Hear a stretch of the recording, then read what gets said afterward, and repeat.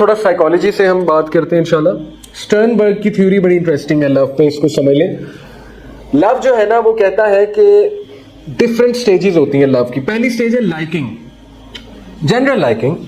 इसमें मुझे कोई पसंद आ सकता है, आपको कोई आ सकता है, यूनिवर्सिटी में कोई पसंद आ सकता है, कजन्स में कोई पसंद आ सकता है, इंटरनेट में कोई पसंद आ सकता है कि उसकी पोस्टें अच्छी हैं। मुख्तलिफ क्राइटेरिया होता है लोगों की लाइकिंग का, हो सकता है कोई पसंद आ जाए आपको, ठीक है। ये पहली स्टेज होती है लाइकिंग। उसके बाद जो है ना वो डिफरेंट स्टेजेस हैं। जैसे नीचे अगर आए तो इन्फैटुएशन, नीचे वाली जो है ना ये इमेच्योर फॉर्म्स है लव की।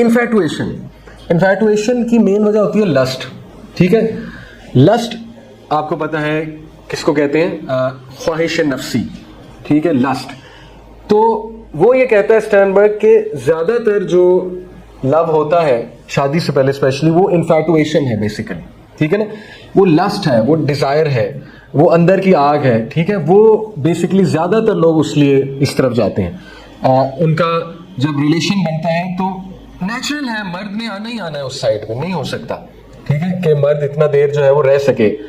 उसने दिखानी है अपनी साइड और अल्लाह ने उसे बनाया ऐसे, बायोलॉजिकल उसकी नीड ऐसी है, सीधी सी बात है, ठीक है। तो वो इन्फैटुएशन है। उसके बाद फैचुअस लव जो है ना, ये एक और स्टेज है फैचुअस लव। इसमें लस्ट भी है लेकिन थोड़ी बहुत कमिटमेंट भी है, ठीक है, इसको फैचुअस लव कहते हैं।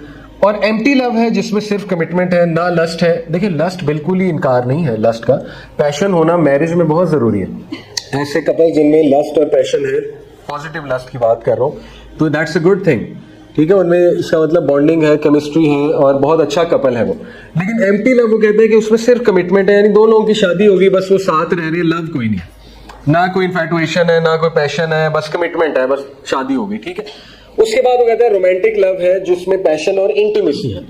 पैशन ये है कि you are attracted to the other person, you are passionate about the other person, और इंटीमेसी भी है, क्लोज रिलेशन भी है, ठीक है।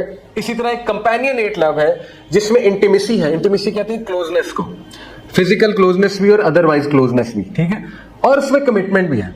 लेकिन जो सबसे बेहतरीन लव है जो बीच में उससे लिखा हुआ है वो है कंज्यूमेट लव। ये जो वर्ड है कंज्यूमेट, आपको पता है निकाह को क्या कहते हैं, कंज्यूमेशन ऑफ मैरिज, ये लीगल टर्म है, ठीक है, कंज्यूमेशन ऑफ मैरिज।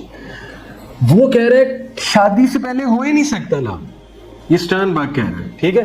कंज्यूमेट होगा तो लव पैदा होगा। कंज्यूमेशन मैरिज को कहते हैं, निकाह को कहते हैं, ठीक है, क्योंकि उसमें इंटीमेसी आएगी, because you are always close without any fear. देखिए हराम रिलेशन में you may be close but there is a fear, there is insecurity, ठीक है, डर है छोड़ ना जाए क्योंकि निकाह तो हुआ नहीं, क्या गारंटी है, कोई साइन नहीं हुए। अल्लाह ताला तो कहता है साइन करवाओ मर्द से निकाह नामा, कितनी बड़ी सिक्योरिटी औरत को, अल्लाह अकबर। कभी आप इस पे सोचें कितना एहसान है इस्लाम का। अदरवाइज तो औरत को यूं यूज करेगा बंदा और फेंक देगा, जो वेस्ट में होता है। निकाह शिकाह कोई नहीं है, बस साथ रह रहे हैं, मर्द ने यूज किया निकल गया, ठीक है, बच्चे भी हो गए, लेकिन मर्द परवाह किए बगैर निकल जाता है, ठीक है, आगे चलता है। तो वरना तो मर्द ये करेंगे, और मर्द की नेचर ही है, मैं आपको बता रहा हूँ, बड़े से बड़ा नेक मर्द ही कर देगा, क्योंकि बायोलॉजिकली उसको ऐसा बनाया अल्लाह ताला ने, ठीक है। तो बहरहाल वो ये कहता है कि कंज्यूमेट लव में तीनों चीजें आती हैं, इंटीमेसी है, क्लोजनेस है, विदाउट एनी इनसिक्योरिटी, पैशन है, पैशन आ जाता है, ठीक है, और उसके बाद कमिटमेंट भी है। तो ये खूबसूरती है निकाह की। दैट्स व्हाई निकाह को चेज करें, निकाह को चेज करें, ठीक है। निकाह के बगैर फिर इमेच्योर फॉर्म है, ठीक है। ये बहुत मैंने आपको अच्छी डेफिनेशन स्टर्नबर्ग की, और इससे भी साबित हुआ कि शादी ही असल में मोहब्बत पैदा करती है।